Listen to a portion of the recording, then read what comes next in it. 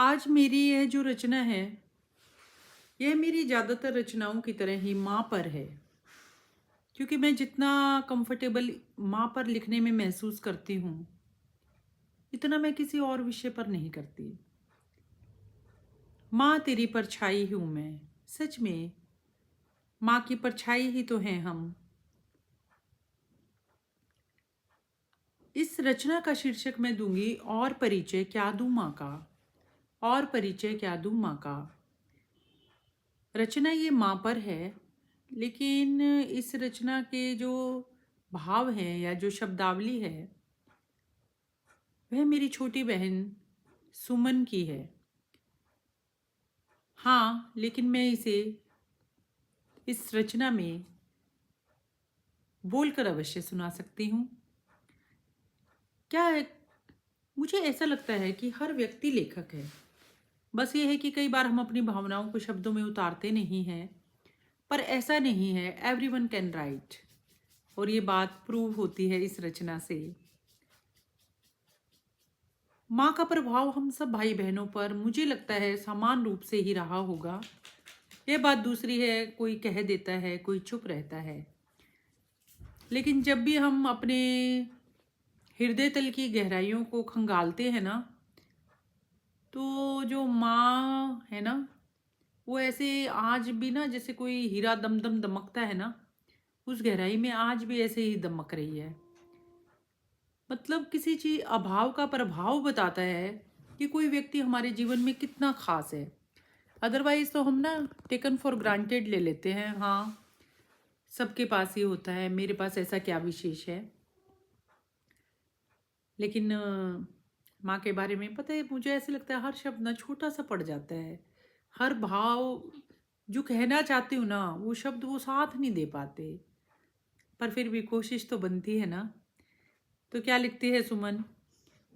माँ माँ नहीं थी, वह द्वार थी, किवाड़ थी, आंगन थी, चूल्हा थी, घर थी, आसरा थी, सहारा थी, हिम्मत थी, खुशी थी, प्यार थी, नीम का पेड़ थी, तीज का झूला थी, होली के रंग थी, अष्टमी की दुर्गा भी थी, दीपावली का दिया थी, घर की रौनक थी, हरियाली थी, मस्त मगन मत वाली थी, जिजीविषा थी, कर्म थी, संकल्प थी, सिद्धि भी थी, ख्वाब थी, हकीकत थी, संयम थी, समृद्धि थी, शीतल थी, सामंजस्य थी, बाजरे की खिचड़ी थी माँ, हुक्के की चिलम थी माँ, चूल्हे की महक थी, तो चिड़िया सी चहक सी थी माँ, पापा की साथी थी माँ, अंजू बाला थी, नीलम स्नेह थी,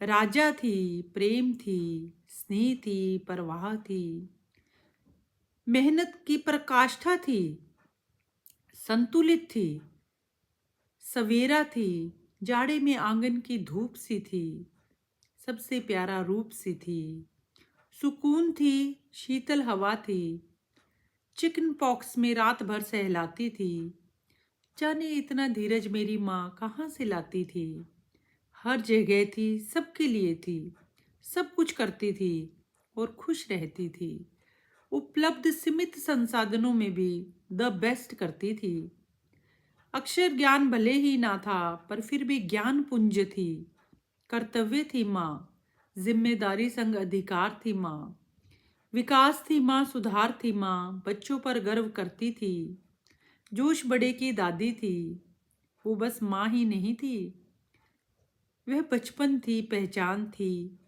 हम सब की जान थी।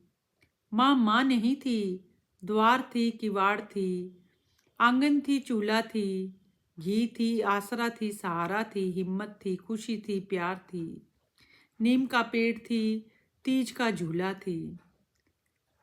एक बात बताऊं, मैं कितनी भी उपमा दे लूं, लेकिन हर उपमा ना ऐसे लगती है, अरे अभी तो बहुत कुछ कहना बाकी है, जो सत्य था वो तो अभी निकला ही नहीं। तो क्या ये माँ के लिए कितनी बड़ी श्रद्धांजलि है ना।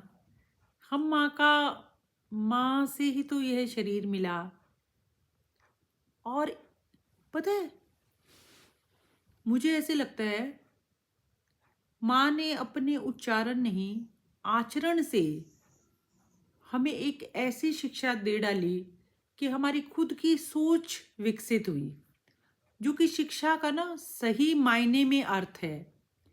शिक्षा का यह मतलब नहीं है कि हम बहुत अधिक अक्षर ज्ञान ले लें और बहुत कुछ रटा रटाया और बहुत मैथ्स के सम सोल्व कर दिए, साइंस के इक्वेशन सॉल्व कर दी। नहीं, ये नहीं है शिक्षा का अर्थ। शिक्षा का अर्थ है एक स्वतंत्र सोच का विकसित करना, एक स्वतंत्र नजरिए का विकसित करना, एक दृष्टिकोण को जन्म देना। वो माँ ने दिया है ना। अब हम संसार को अपनी नजर से देखते हैं। जो चीज अच्छी लगती है, विचारों का एक सैलाब सा मन मस्तिष्क में दौड़ने लगता है और कई बार तो पल भर में रचना तैयार हो जाती है। तो मैं तो ये सारा श्रेय ना, सारा का सारा श्रेय, अगर मैं कुछ लिख पाती हूँ या कुछ कह पाती हूँ, तो मैं ये पूरा श्रेय अपनी माँ को देती हूँ, क्योंकि मैंने माँ को ना बहुत बारीकी से देखा। पता नहीं बचपन से ही ना कहीं और कुछ बहुत ज़्यादा दूसरे प्रकार के इंटरेस्ट नहीं रहे, लेकिन माँ के साय में ना और माँ की कंपनी में मुझे ना एक अजीब प्रकार का आनंद अनुभव होता था, और वो चीज़ मैंने सदैव महसूस की।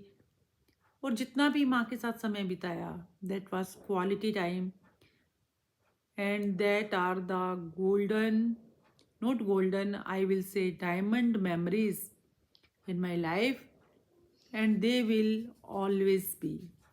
We miss you, Ma.